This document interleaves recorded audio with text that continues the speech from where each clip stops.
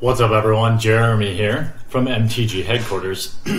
I thought I would try something a little different. Maybe share some of my thoughts with you each week on a particular Magic the Gathering topic.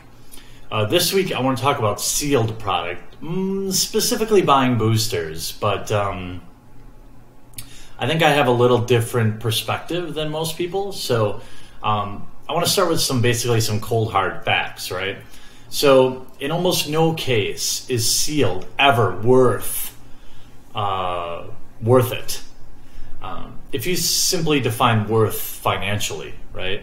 And I can't begrudge someone for thinking that way or having that line of thinking. But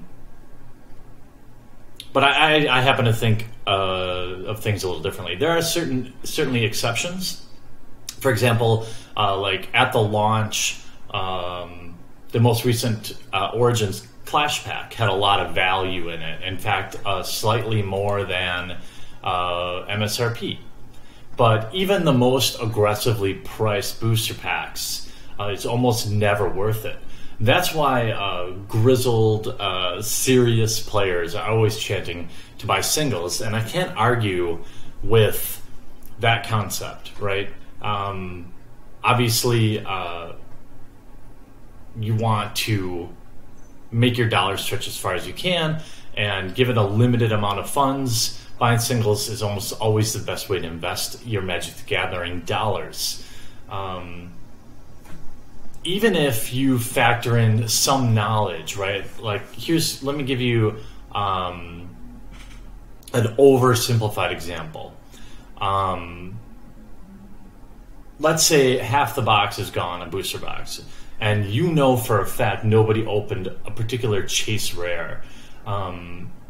You're still, at best, worse than 1 in 10 odds of actually pulling that rare, right? So we can't just assume that it's in the box. It doesn't work that way. The distribution of packs, the correlation, does have some amount of, it's not truly random, obviously, but from box to box, when you're buying a single pack at a time, the variance is extremely high. Versus if you're buying like 1,000 boxes or something like that, it wouldn't be that high, right? So let's say there are like 10 booster packs, and you are 100% sure this $20 card is in the box. We're assuming this is in a vacuum where there's no variance and it actually is in the box, right? You still only have a 10% chance of opening that $20 card, where it's not present value, that's not the right term, but or weighted, it's almost like a weighted value, is basically 10% of $20 or $2. So if the expected pack is, $4 MSRP, or even $3 or some sort of special, you're still overpaying for your chances in a purely financial aspect, okay? So before I go into how I feel, I do want you to understand the finances of it, and many of you are very smart and you fully understand the actual equation of EV, or expected value, which is what Magic finance people look at, and they'll say like, hey, the EV of an Origins booster pack is like $1.75, right? That's your expected value. And when you look at things in terms of EV, you don't buy booster packs, right? And so for all the people, I get comments every day on videos that say, is it worth it to buy a booster box of whatever? And worth is an extremely complicated word. It has so many meanings. It means something different to each person. So for someone who's looking at things purely financial, let's say at one extreme where it's somebody who basically wants to make money opening up booster packs, there's close to 0% of the time that it's ever worth it to buy a booster pack. But the case I want to present is how I look at booster packs and how a lot of people do. And that is that I get intrinsic value. There's an old term in marketing. I'm not sure it's even used anymore, but a way to measure satisfaction is like UDLs, a unit of satisfaction. So as somebody's UDLs of satisfaction increase, they see more value and they're willing to pay more for a product, right? So booster packs, blind reveal stuff, really relies on the satisfaction. So much goes into it, right? The sound.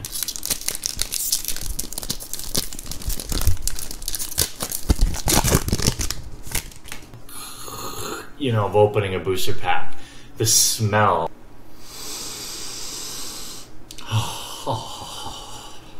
The feeling that you get when you pull that chase rare. Oh yeah! Those are all things that go into your UDLs of satisfaction, right? So, and you build that up over time in a lot of ways. You have memories of epic pulls. And so you artificially inflate the value of a booster pack in your own mind, and you buy them, right? Let me give you a very real example of this. Forever, I will probably always be happy to buy loose packs of Worldwake because I've opened a foil Jace the Mind Sculptor, actually 2 of them. Or maybe I'd be more likely to overpay for another unlimited starter deck because I opened a Mox Ruby that one time.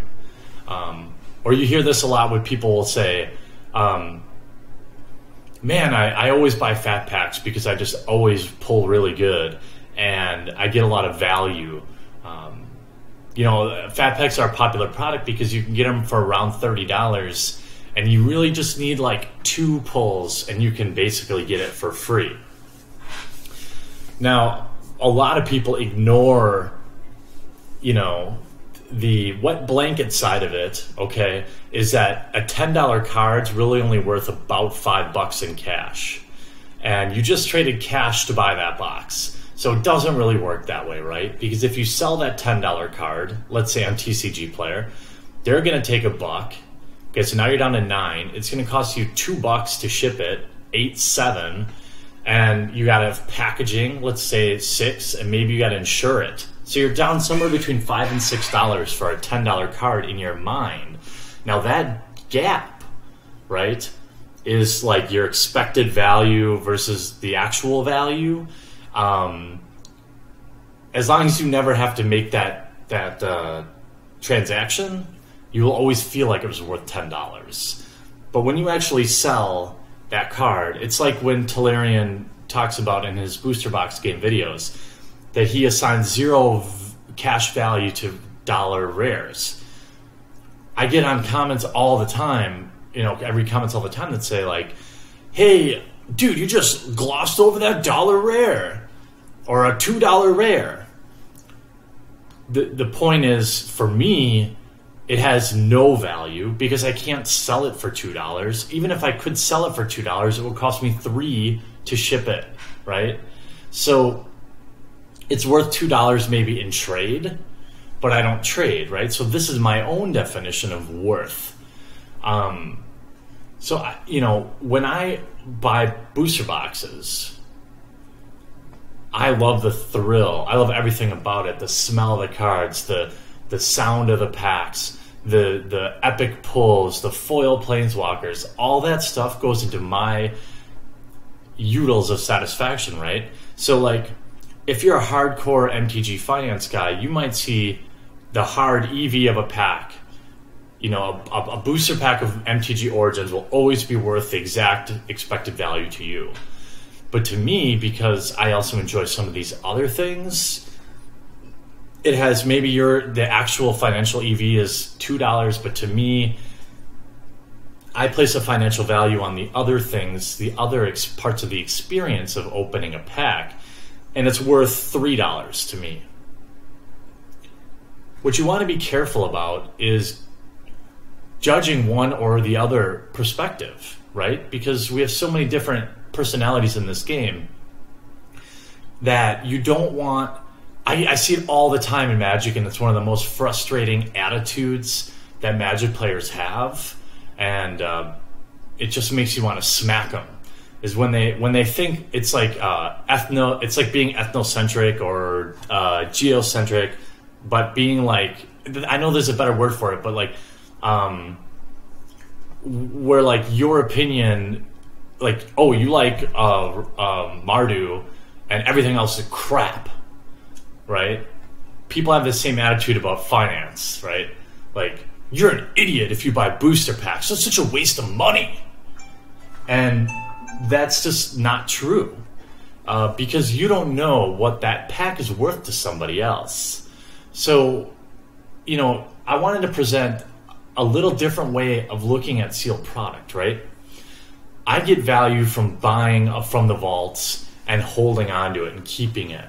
And you can see now, unfortunately, I've had to sell all the stuff off, but I really enjoyed having those San Diego Comic-Con Planeswalkers.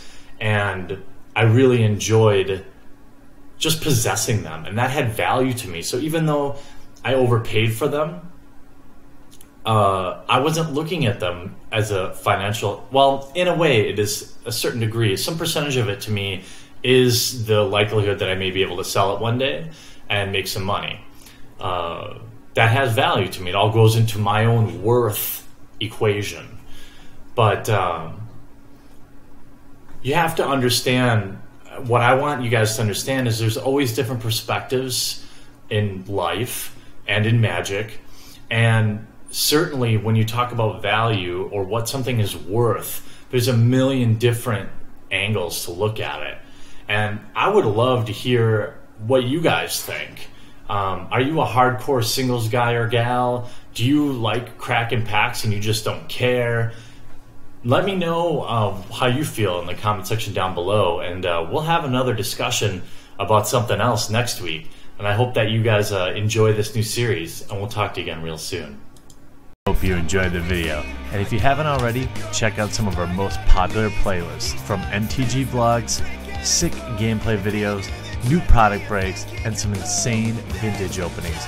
I upload 3 to 4 new Magic the Gathering videos every week, so if you haven't already, please take a moment to crush that subscribe button to join one of the fastest growing Magic the Gathering channels on YouTube.